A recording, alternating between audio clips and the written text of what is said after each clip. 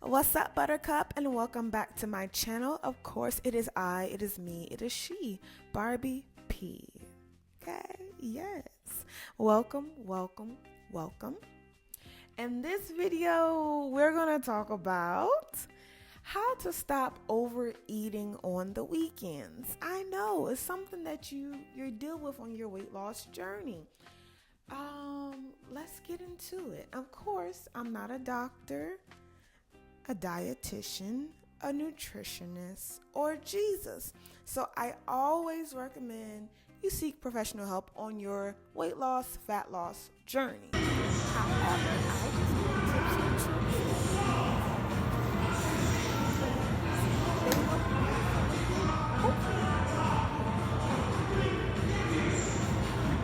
Of course, I was 300 pounds. So when I started my weight loss journey, I did not have as much discipline, and honestly, I didn't know what I was doing. This was one of those things you had to learn along the way. And what I would do is I would be somewhat locked in, or as I gained my strength, I would lock in Monday through Saturday. Workouts, boom. Stayed in my calorie deficit, boom. But when Sunday came, it came.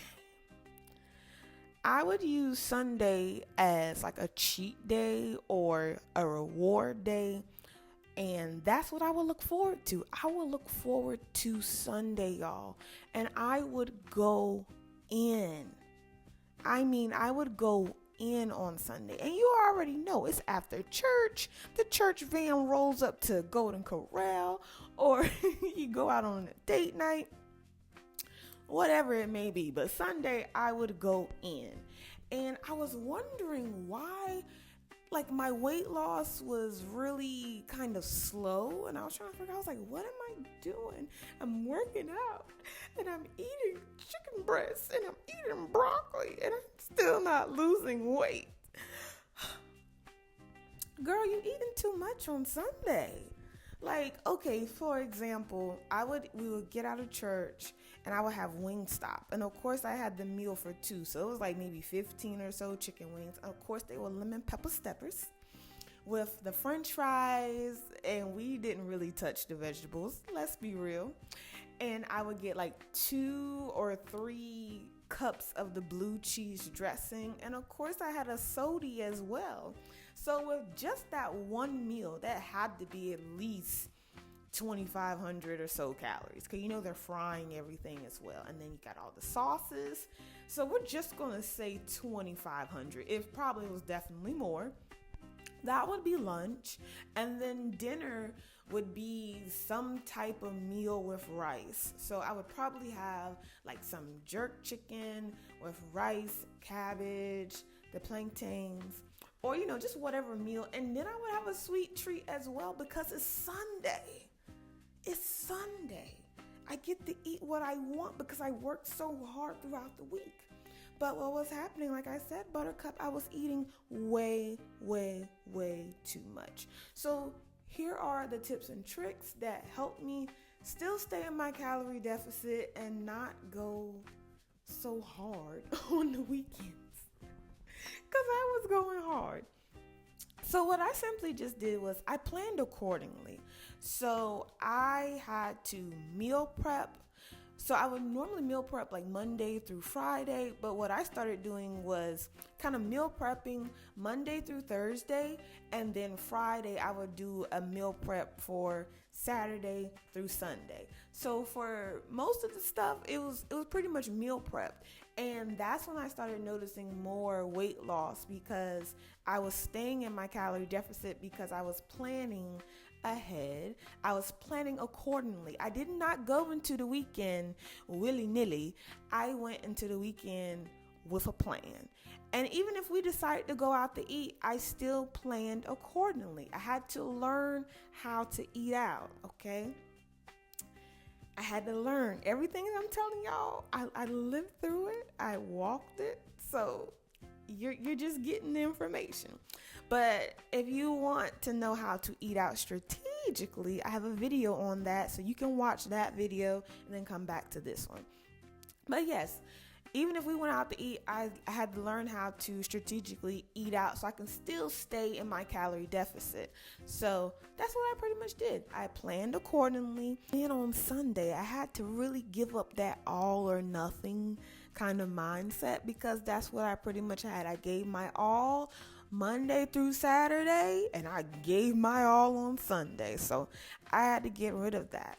And then also I had to create kind of like a weekend decompression routine. So pretty much what that is, because you can work Monday through Friday, and it can be stressful. And then sometimes the weekends, thus your day to relax is to decompress. And sometimes you might turn to food. So you're eating more, you're grazing more. You might not be walking as much. So my decompression weekend routine is pretty much, of course, I work on Fridays, but I have my meal preps already together. And I do my workout on Friday, and I'm like, okay, that's done. Now, Saturdays. I love my Saturdays because I still work some Saturdays, but I have my workout, and then I have like this really nice Pilates routine that I do. It's really chill. I just kind of like decompress. And then Saturdays I'll wash my hair. I deep condition it. I play my music. I light my candle. And I look forward to that. So I have more of a weekend decompression routine. And I've noticed by implementing this, it helped me from overeating on the weekends, because of course it's planned, it's structured, but it just, yeah. I hope that makes sense. Anyway. Oh, side note, I love having my food journal or just some form of tracking of what I'm eating, because it gives me just some type of guideline in a sense. I'm like, okay, I've been really locked in for the last 21, 35 days. So if I do decide to have a little something, or if we go out to eat or whatever, I'm still going to plan accordingly, but at least I know what I've been doing versus just eating whatever and then eating kind of healthy. And then well, you know what? I just want something. So having some form of a tracking system definitely helps out a lot. And now for my next tip is to simply just eat what you want throughout the week, but better. And that simply just means eating at home.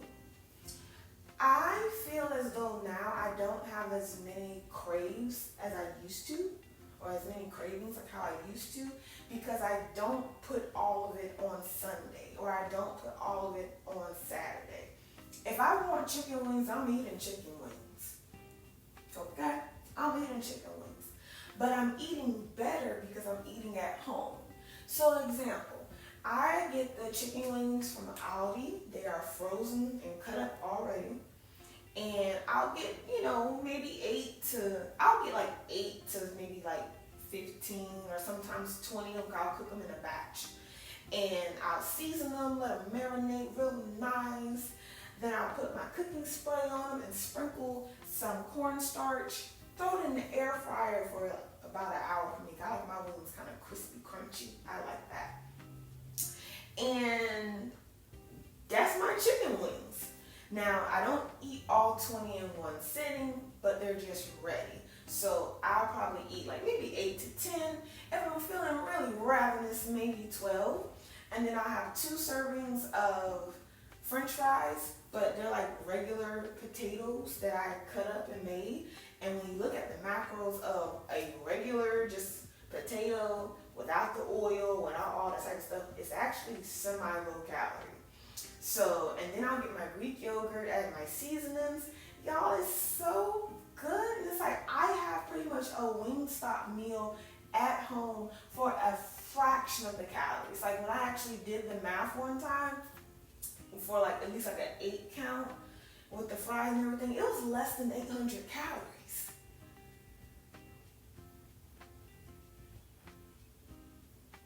Yeah, did you hear that? Less than 800 calories. So my Wingstop meal was less than 800 calories compared to a 2,000 plus calorie meal. And I don't even eat 15 wings no more. I don't. I eat like 10 to 12. Now, if you catch me around my period, that's a different type of beast. We're going to talk about that in another video. But without the period, it's about maybe 8 to 12-ish wings.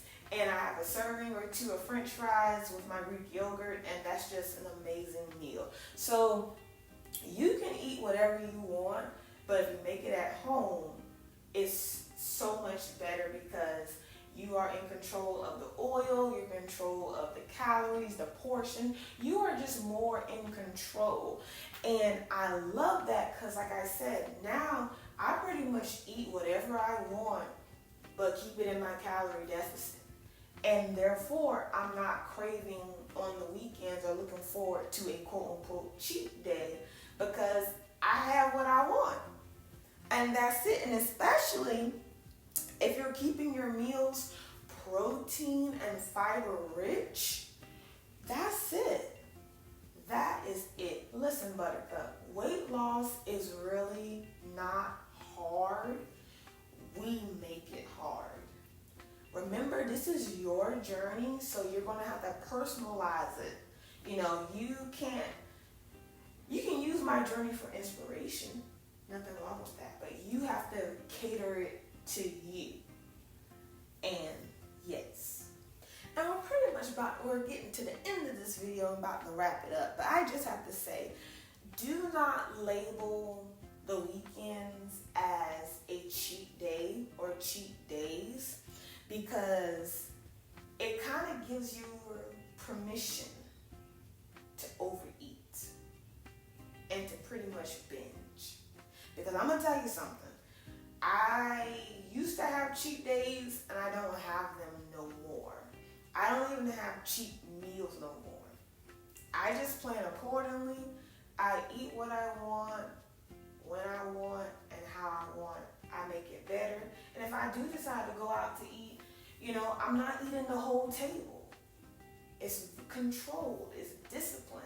So once you really learn how to eat and learn your habits and your behaviors, the weight is just going to be falling off. And just simply treating your weekend like a regular day with room for flexibility. Not chaos, Buttercup. Don't make it stressful. Don't make it stressful. We are not chaotic over here. We're a part of the Pretty and Healthy Girl Club. Okay? I hope y'all enjoyed this video.